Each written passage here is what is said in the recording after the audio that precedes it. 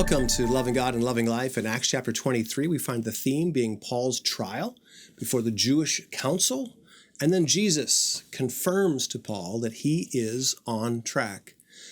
I like to do this, and if you've been tracking with our devotional every so many chapters, I'm going to back up and just take a long-term historical look at what's happening. Gang, this is the second time. 2 chapters earlier, it was the Romans that actually came in as this Jewish mob was going to kill Paul.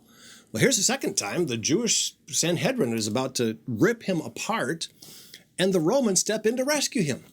2 times in 3 chapters, Paul is actually rescued by the Romans. Now, we see the Romans as the persecutors, and there is no doubt that later on Nero came to power, and he did bring some persecution to the church, which God used for the advancement.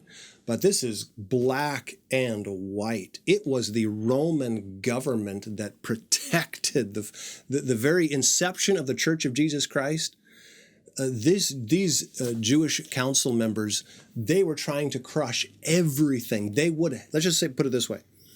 If they had not been under Roman rule, they would have killed everyone who had faith in Christ. They would have crushed it in a second. What is my point? My point is God knows exactly what he's doing.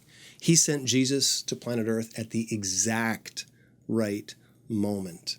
He sent them into a state, a Jewish state that did have faith in God, that was waiting for a Messiah, underneath Roman rule. Interesting. The Roman roads were in places. That gospel went out from Jerusalem, just like fire, it spread. And actually, it was the Roman government that kept it safe. They kept that Roman rule of law, ultimately, is what protected the church in that original state. And we are so thankful for the very grace. And friends, within 300 years, Christianity would reign in Rome. The only aspect of this Roman government that remains, this Roman legion that ruled, the only part of Rome that remains is the Roman church. Friends, I tell you, back at that day, nobody in Rome would have ever believed that Paul and these Christians that had been persecuted, that the only aspect that would remain of Rome would be the church. But friends, God is God, and God is amazing. And from a historical view, this is overwhelming what God has done. And we serve that God today. He's using our lives. God today, use my life.